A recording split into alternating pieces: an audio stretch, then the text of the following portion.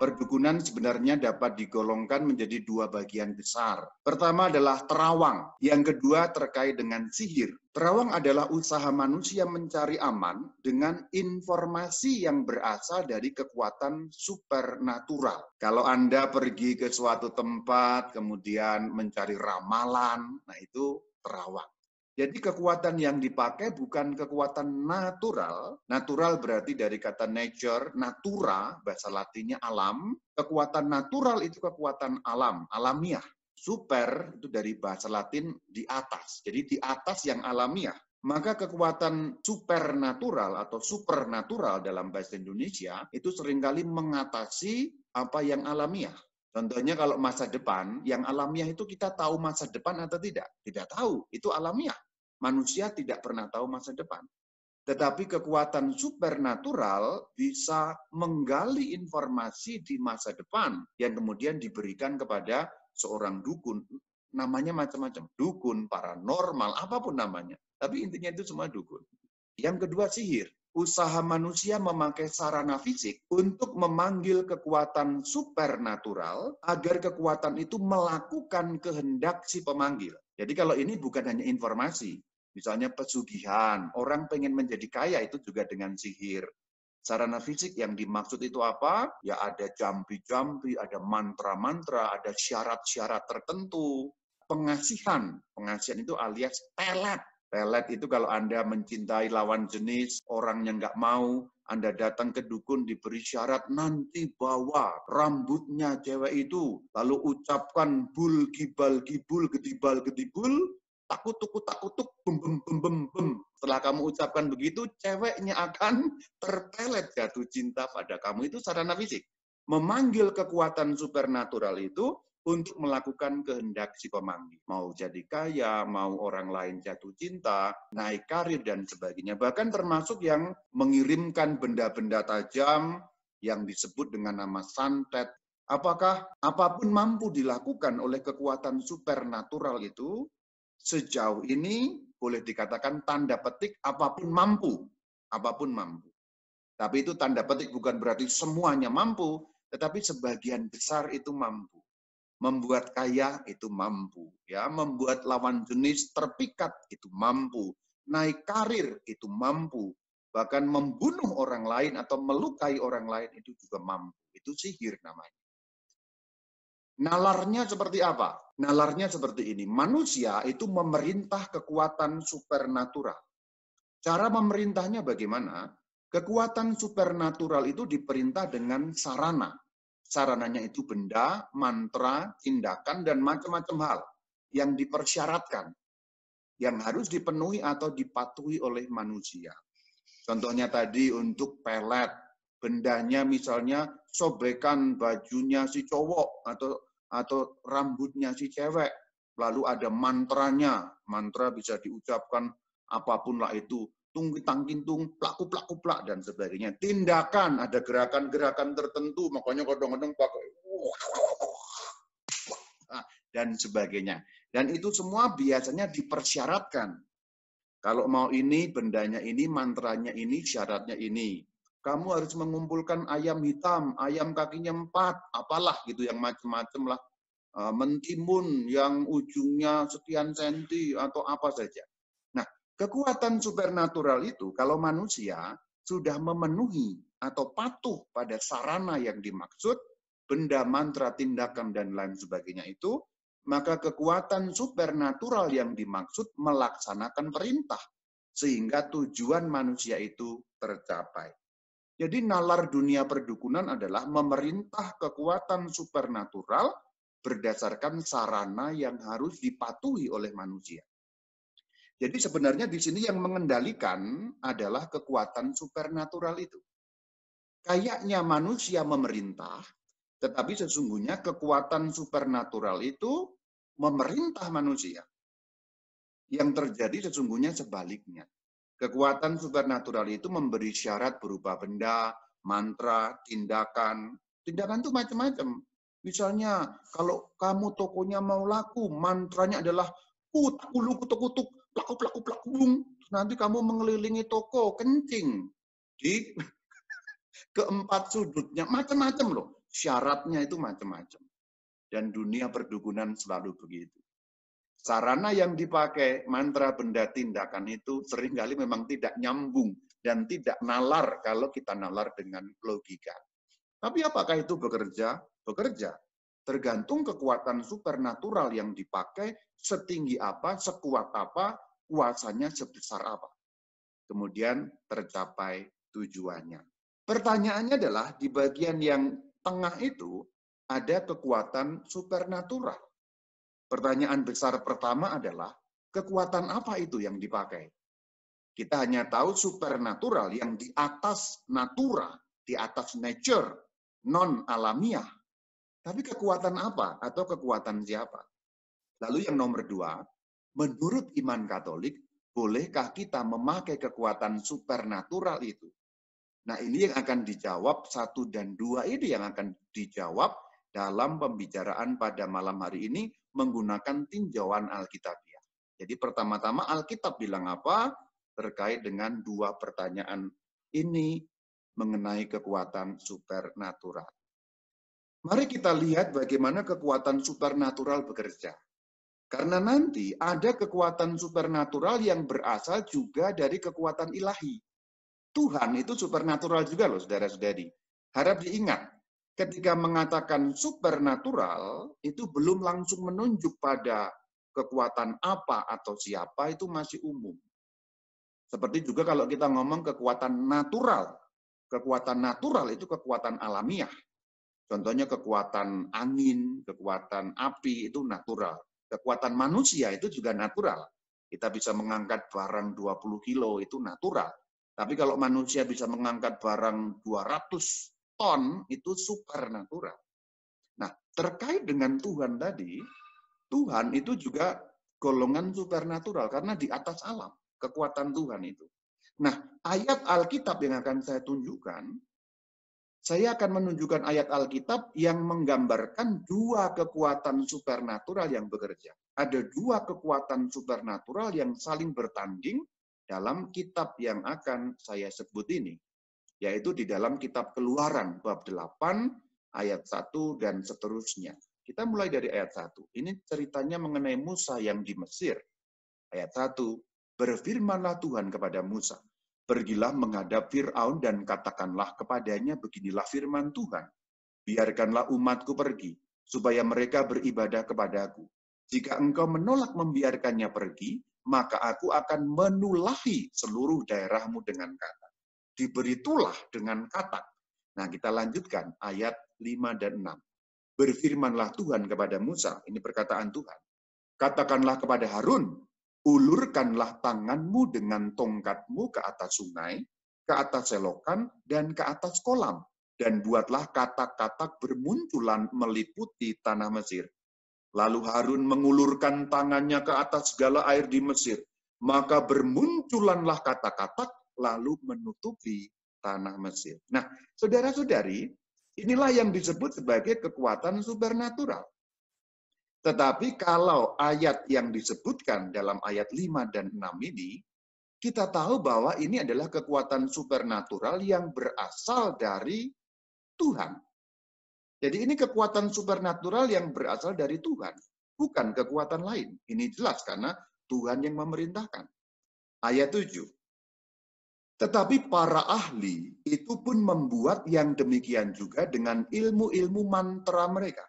Sehingga mereka membuat katak-katak bermunculan meliputi tanah Mesir.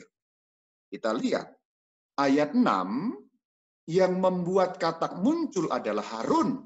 Kekuatan supernatural yang dipakai, kekuatan Tuhan. Karena Tuhan yang menyuruh pada ayat 5. Tetapi kemudian ayat 7, para ahli. Nah, yang dimaksud para ahli itu siapa? Ini orang-orang Mesir yang menjadi lawan dari Harun dan Musa tadi itu. Terjemahan lain mengatakan terjemahan yang lebih tepat, yaitu BIMK ayat 7. Saya kutip di bagian bawah, terjemahan BIMK untuk menerjemahkan para ahli itu, sehingga terjemahannya lebih clear. Kita lihat, ini ayat yang sama ya, yang di atas dan yang di bawah itu ayat yang sama, hanya yang di bawah terjemahan lain yang namanya BIMK atau BIS. BIMK itu apa? Bahasa Indonesia masa kini.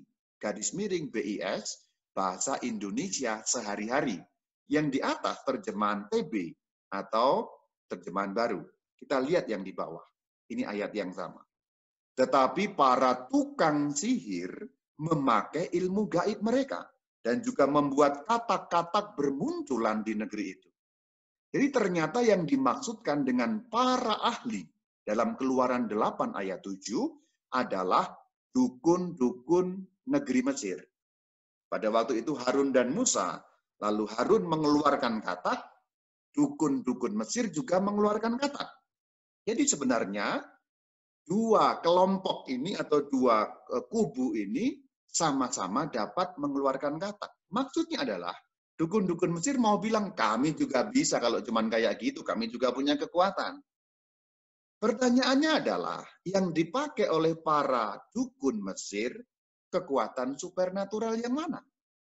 Kalau yang dipakai Harun jelas, itu kekuatan Tuhan. Karena dalam ayat 6, Harun melakukan atas perintah Tuhan.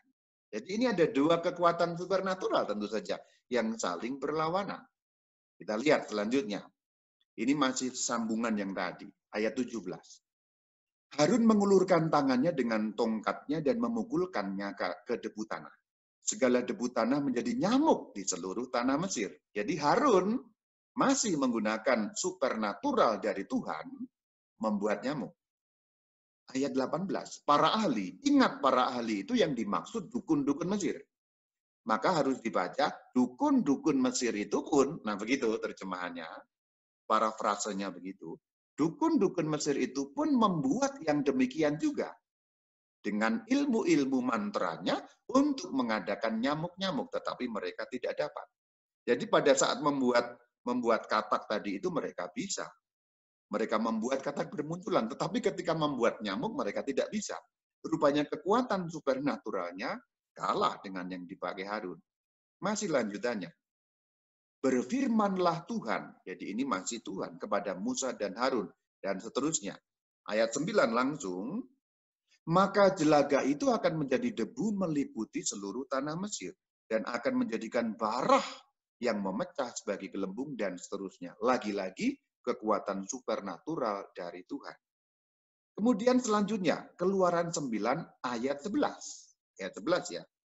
Ahli-ahli itu, dukun-dukun itu, ya, tidak dapat tetap berdiri di depan Musa karena barah-barah itu, bisul-bisul besar itu barah maksudnya, sehingga ahli-ahli itu pun, ingat ahli-ahli dukun-dukun Mesir itu juga kena barah sama seperti semua orang Mesir. Nah, inilah pertempuran dua kekuatan.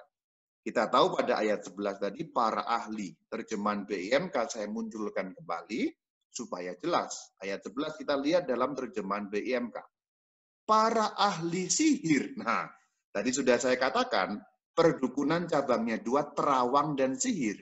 Jadi para ahli sihir, para dukun. Dukun Mesir yang dimaksud.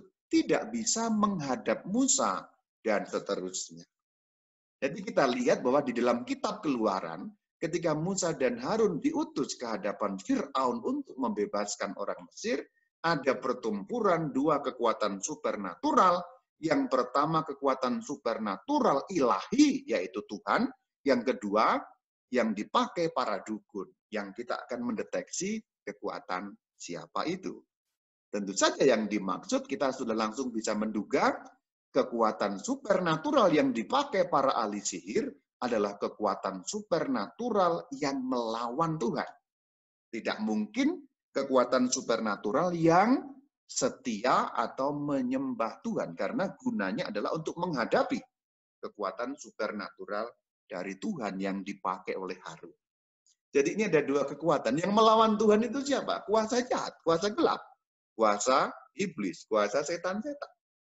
Nah, itulah yang terjadi dalam kitab Keluaran sebenarnya sudah berisi juga mengenai perdukunan. Mungkin selama ini Anda membaca dengan melewatkan begitu saja, tidak apa-apa.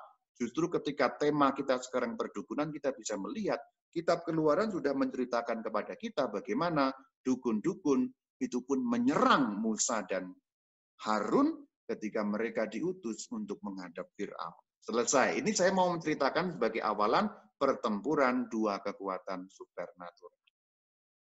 Maka saudara-saudari, secara singkat, kalau kita membuka perjanjian lama dan perjanjian baru, ternyata segala perdukunan dilarang keras. Bukan hanya dilarang, tapi dilarang keras. Terawang, sihir, dan segala macam anak pinaknya tadi tidak punya tempat satupun dalam Alkitab untuk diizinkan.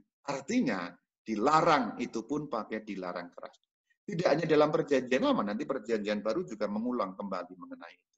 Jadi artinya sejak awal, bahkan sejak zaman umat perjanjian lama, Alkitab memberitahu umat Tuhan perdukunan dalam bentuk apapun, entah terawang atau sihir atau kategori yang kecil-kecilnya itu, semuanya dilarang. Kita akan lihat dalam perjanjian lama yang pertama dalam kitab Yesaya. Kitab Yesaya 8 ayat 19. Dan apabila orang berkata kepada kamu, mintalah petunjuk kepada arwah. Lihat, mintalah petunjuk kepada arwah dan roh-roh peramal yang berbisik-bisik dan komat kamit. Maka jawablah, bukankah suatu bangsa patut meminta petunjuk kepada Allahnya? Atau haruskah mereka meminta petunjuk kepada orang-orang mati bagi orang-orang hidup? Jadi di sini, ketika ada ajaran, apabila orang berkata, itu maksudnya kalau orang ngajari kamu minta petunjuk pada orang peramal sana. Maka jawablah, mintalah petunjuk kepada Allah.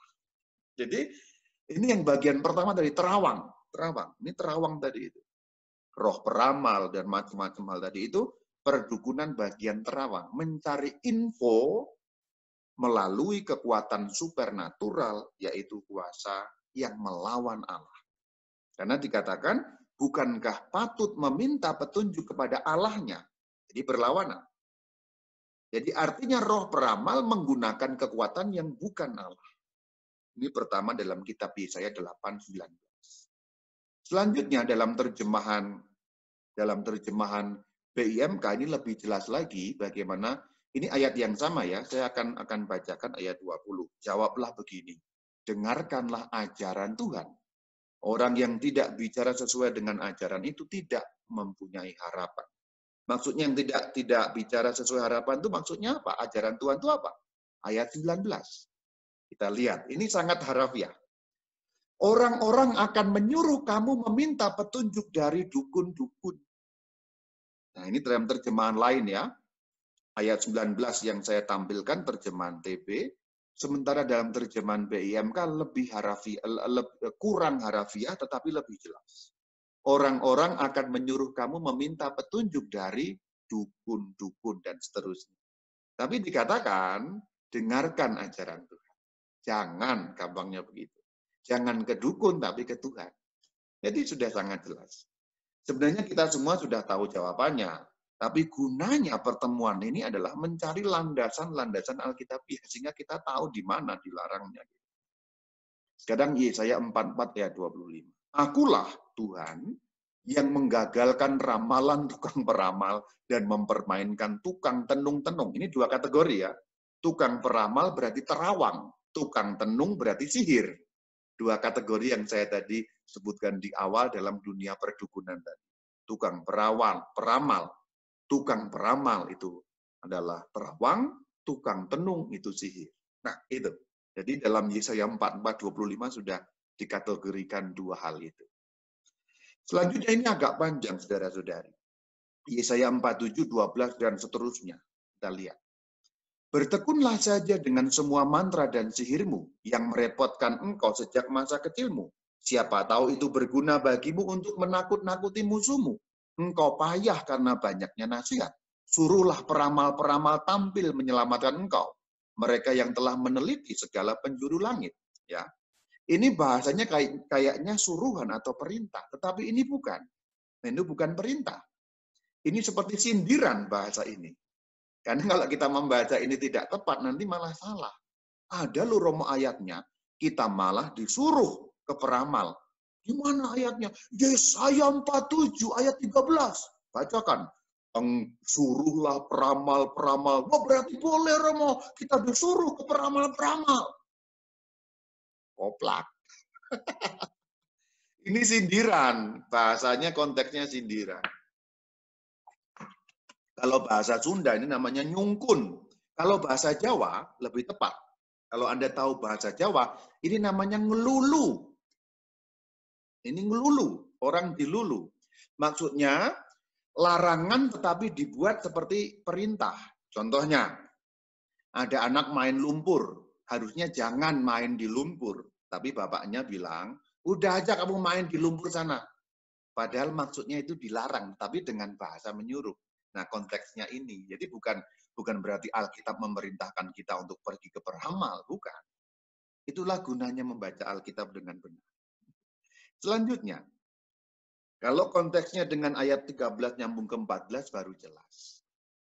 Lihat, mereka itu siapa? Dukun-dukun, seperti jerami yang dimakan api. Tak dapat mereka menyelamatkan diri mereka sendiri. Dan seterusnya, dan seterusnya. Itulah faedah para peramal bagimu yang merepotkan engkau. Masing-masing pergi mendengarkan engkau, tak ada yang datang untuk menolong. Nah, ini bahasa ngelulu, bahasa nyungkun, bahasa nyindir. Peramal-peramal dan sebagainya itu sesungguhnya kan nggak bisa menolong kamu. Hai Israel, itu maksudnya. Selanjutnya dalam Ulangan 18, 10 dan seterusnya. Ini lebih jelas lagi dengan merinci.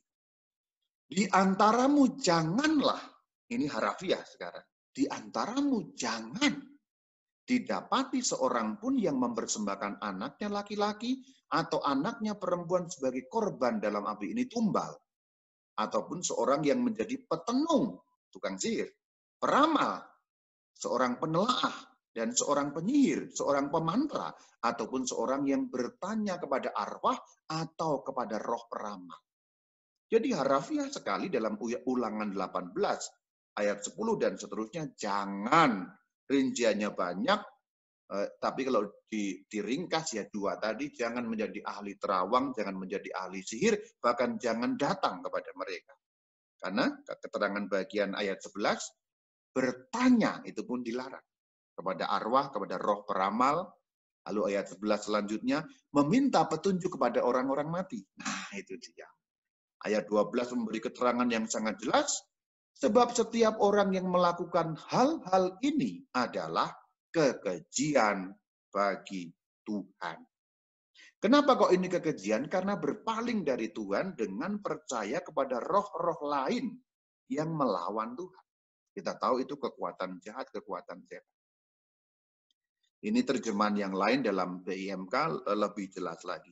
Jangan jadi tukang ramal, mencari pertanda-pertanda, memakai jampi-jampi, ilmu sihir, atau mengadakan hubungan dengan roh-roh orang mati. Nah, itu dia.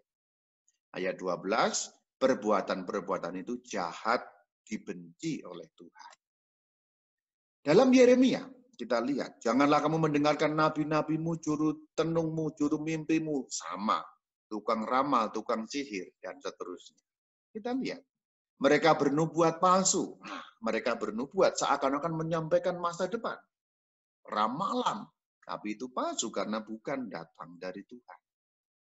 Ini terjemahan yang berbeda, yaitu dalam BIMK.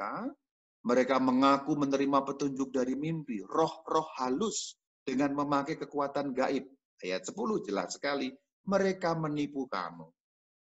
Jadi, ternyata penipuan belaka yang dikatakan Alkitab, petunjuk macam-macam itu, terawang dukun, petunjuk roh halus, kekuatan gaib, Tuhan katakan Yeremia 27 ayat 10, mereka menipu kamu. Jadi kita sedang ditipu. Maka dalam Mika 5 ayat 11 Tuhan katakan, aku akan melenyapkan alat-alat sihir dari tanganmu dan tukang-tukang peramal tidak akan ada lagi. Kalau terjemahan lainnya berbunyi, jimat-jimatmu dilarang, tukang ramalmu disingkirkan. Itu tadi perjanjian lama ya, sekarang kita buka perjanjian baru. Apakah perjanjian baru meneruskan larangan dalam perjanjian lama itu atau tidak? Kita lihat dalam Kisah Para Rasul 9, Kisah Para Rasul 8, ayat 9 dan seterusnya. Seorang yang bernama Simon telah sejak dahulu melakukan sihir. Jadi ada Simon penyihir. menakjubkan. Saya ulangi, menakjubkan maksudnya, membuat takjub rakyat Samaria, serta berlagak seolah-olah ia seorang yang sangat penting. Dan seterusnya. Ayat lanjutannya, mereka mengikutinya, mengikuti Simon, karena sudah lama ia menakjubkan mereka oleh perbuatan sihirnya. Tetapi sekarang mereka percaya kepada Filipus, dan seterusnya, dan seterusnya. Jadi awalnya memuja-muja tukang sihir, dukun yang bernama Simon si dukun.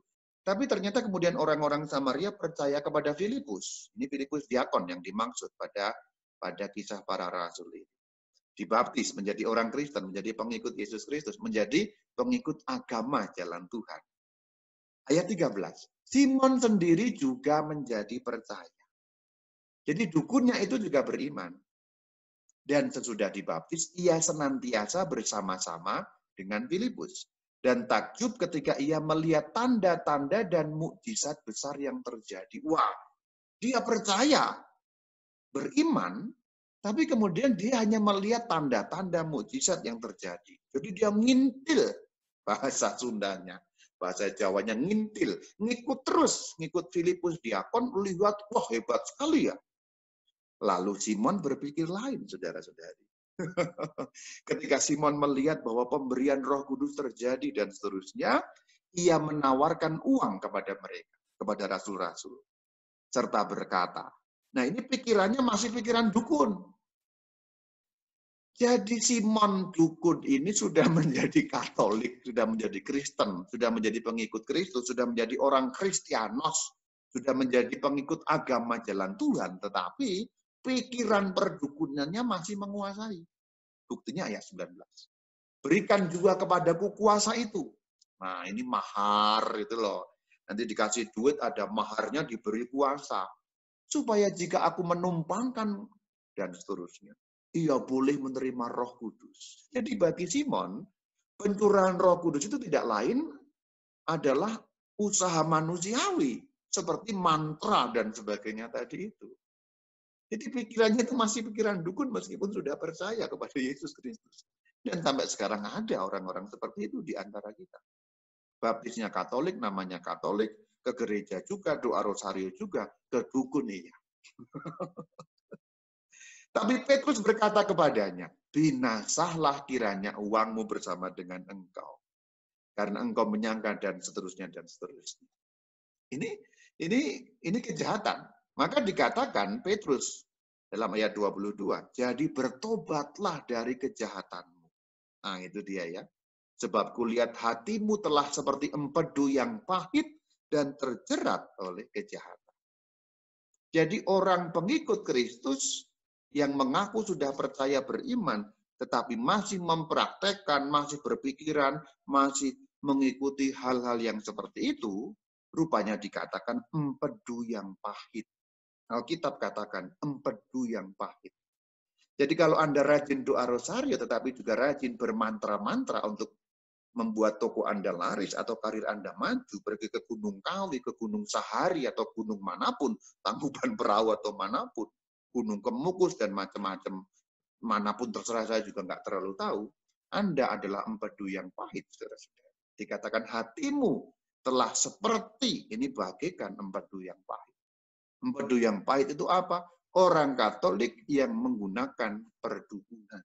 Itu empedu yang pahit. Tuhan katakan dalam Kisah Rasul 8 ayat 22. Maka dikatakan, bertobatlah dari kejahatanmu. Berarti perjanjian baru menggarisbawahi ajaran perjanjian lama bahwa praktek perdukunan apapun bentuknya itu kejahatan.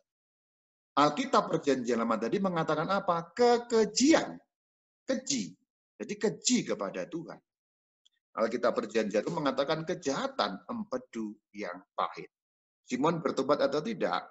24. Hendaklah kamu berdoa, tolong doa, supaya jangan terjadi dan seterusnya. Rupanya dikatakan Simon ada arah pada pertobat. Selanjutnya, Kisah Rasul 13, ini maju, ayat 6. Mereka mengelilingi seluruh pulau itu sampai ke Pafos. Di situ mereka bertemu dengan seorang Yahudi bernama Bar Yesus. Ia seorang tukang sihir dan nabi palsu. gubernur memanggil Barnabas dan Saulus. Jadi mereka itu siapa? Barnabas dan Saulus atau Paulus. Bertemu dengan orang Yahudi namanya Bar Yesus, seorang dukun. Tetapi Elimas, ayat 8, demikianlah namanya dalam bahasa Yunani. Nah, itu siapa Elimas? Elimas itu ya Bar Yesus tadi. Bar Yesus itu nama Ibraninya, Elimas itu nama Yunaninya, alias. Jadi Bar Yesus alias Elimas. Tukang sihir itu, dukun itu, menghalang-halangi mereka. Disihir, ya, di mantra-mantrai. Ayat 9, tetapi Saulus, yang disebut juga Paulus, menatap dia dan berkata, hai anak iblis. Jadi rupanya menggunakan praktik perdukunan itu anak iblis. Dalam Kisah Rasul 13 ayat 10. Engkau penuh dengan rupa-rupa tipu muslihat, kejahatan, musuh segala kebenaran. Nah, itu dia. Jadi ini peringatan-peringatan yang disampaikan kepada kita. Elimas alias Bar Yesus tadi, dukun, tukang sihir, lalu dikatakan, hai anak iblis. Jadi orang Katolik yang menggunakan dukun, anak iblis. Alkitab katakan. Penuh kejahatan, musuh kebenaran. Nah itu dia. Ayat 11. Lihatlah sekarang tangan Tuhan menimpa engkau dan seterusnya dan seterusnya. Dan betul orang itu menjadi buta. Menjadi buta bukan dengan kekuatan sihir, tetapi dengan kekuatan supernatural yang datang dari Allah. Yang digunakan oleh Paulus. Karena dikatakan, ini Paulus yang berkata, tangan Tuhan menimpa engkau dan engkau menjadi buta. Jadi Paulus tidak menggunakan kekuatan supernatural iblis, tapi supernatural Tuhan. Dikatakan orang itu rebah, lalu harus dituntun ke sana ke sini. Selanjutnya ayat 13. Beberapa tukang jambi Yahudi, nah, tukang jambi ini ya, aku menyumpahi engkau dan seterusnya. Jadi tukang jambi itu apa? Nggak jelas kalau terjemahan TB. Tapi saya kutipkan terjemahan BIMK. Ini ayat yang sama ya. Kisah Rasul 19 ayat 13. Apa itu tukang jambi? Dukun. Terjemahan BIMK sangat jelas. Ada beberapa dukun Yahudi. Jadi tukang jambi itu dukun. Nah kita lihat saudara-saudari, bagaimana dukun-dukun itu juga tidak mampu. Kita lihat ayat 19. Banyak juga di antara mereka yang melakukan sihir, mengumpulkan kitab-kitabnya. Jadi rupanya harus dimusnahkan. Kita lihat bagaimana orang-orang yang mempraktekkan sihir tadi, dukun-dukun, dan menggunakan jasa dukun dan sebagainya tadi itu, diceritakan di dalam ayat 19, Kisah Rasul 19 ayat 19, mereka yang pernah melakukan sihir, mengumpulkan kitab-kitabnya. Maksudnya kitab apa? Kitab mantra-mantra. Kitab-kitab hitungan, kitab-kitab tenung, kitab sihir, kitab terawang, dan sebagainya. Lalu membakar di depan mata semua orang. Dengan jalan ini, makin tersiarlah firman Tuhan. Jadi menyingkirkan praktek perdukunan, itu membuat makin tersiarlah firman Tuhan. Artinya, kalau dibalik, mempertahankan praktek perdukunan menghambat firman Tuhan. Kalau disimpulkan dari ayat 20 ini, kesimpulan terbalik. Dengan jalan ini, maksudnya apa jalan ini? Dengan jalan menyingkirkan praktek perdukunan tadi. Tersiarlah firman Tuhan dan makin berkuasa. Apa yang dimaksudkan makin berkuasa? Firman Tuhan yang makin berkuasa. Kalau kesimpulannya dibalik, kalau tidak melakukan jalan ini, maksudnya tidak menyingkirkan perdukunan, maka kuasa Tuhan menjadi tidak berkuasa atas kita. Firman Tuhan tidak berkuasa, tidak tersiar. Artinya ketika Anda orang Katolik menggunakan perdukunan, menurut alusi dari Kisah Rasul 19 ayat 20, Anda menghambat tersiarnya firman Tuhan. Dan membuat firman Tuhan tidak punya kuasa. Apakah firman Tuhan tidak punya kuasa? Apakah bisa tidak punya kuasa? Bisa. Kalau Anda menghambat kuasa itu. Dengan apa? Dengan melakukan sihir, terawang, pendek kata, perdukunan. Melakukannya atau menggunakannya? Dua-duanya. Melakukannya dan menggunakannya sama-sama saja. Ini Wahyu 21. Ini masih nas-nas yang melarang itu. Tetapi orang-orang penakut dan seterusnya, tukang-tukang sihir dan seterusnya, mereka akan mendapat bagian mereka di dalam lautan yang menyala-nyala oleh api dan belerang.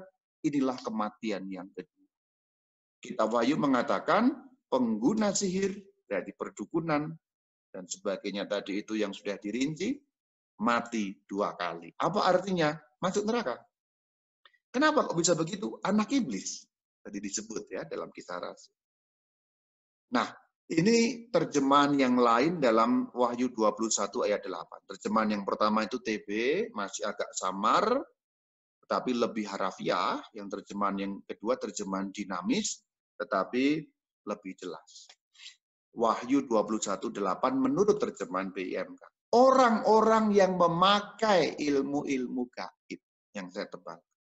Jadi memakai ilmu-ilmu gaib berarti menggunakan jasa perdukunan, mempraktekkan perdukunan.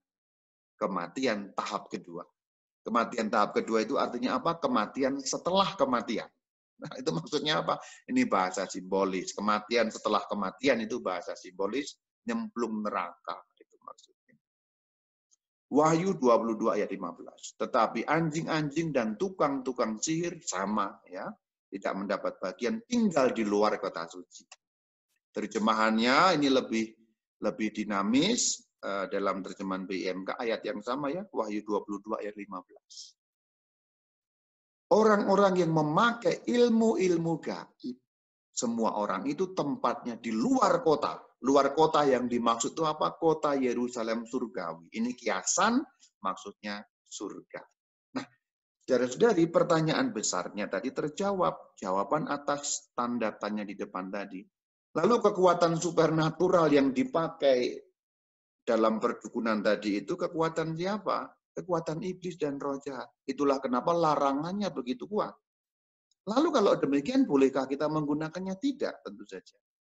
Karena kekuatan supernatural yang dipakai adalah kekuatan supernatural dari iblis yang melawan Tuhan. Maka dilarang. Bagian terakhir dari obrolan ini adalah, ini agak praktis, sudah keluar dari Alkitabiah, tetapi ini dapat menjadi pedoman untuk Anda. Di dalam dunia perdukunan dibedakan dukun hitam dan dukun putih. Ya. Ini praktis, Anda dapat memakai pedoman ini. Sangat praktis, tapi sangat akan mencerahkan. Karena banyak orang sesat pikirannya melalui ini. Dalam dunia perdukunan sampai hari ini dibedakan dukun hitam dan dukun putih. Banyak orang berpendapat kalau dukun hitam jangan, kalau dukun putih nggak apa-apa. Nggak apa-apa, ini putih ilmunya. Katanya begitu. Bedanya apa hitam dan putih? Begini, kalau hitam itu untuk melukai, untuk menyerang. Jadi menggunakan serangan. Artinya apa? Tenung, teluh, santet, dan sebagainya itu dukun hitam. Tapi kalau dukun putih itu untuk apa? Tidak untuk melukai, tapi untuk hal-hal yang positif. Ya, pelet itu kan positif, nggak melukai kok, nggak ada yang dilukai. Kalau saya menjadi kaya itu kan nggak ada yang dirugikan. Pesugihan dan nggak apa-apa itu. Ini putih, bahkan termasuk untuk penyembuhan. Apakah roh jahat bisa menyembuhkan? Bisa. Karena roh jahat itu malaikat. Malaikat Santo Rafael bisa membawa kesembuhan yang datang dari Tuhan.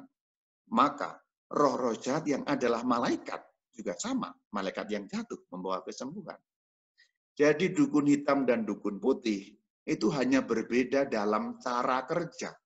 Yang satu menyerang dan melukai, yang satu lebih positif dalam cara kerjanya, membangun katakanlah begitu.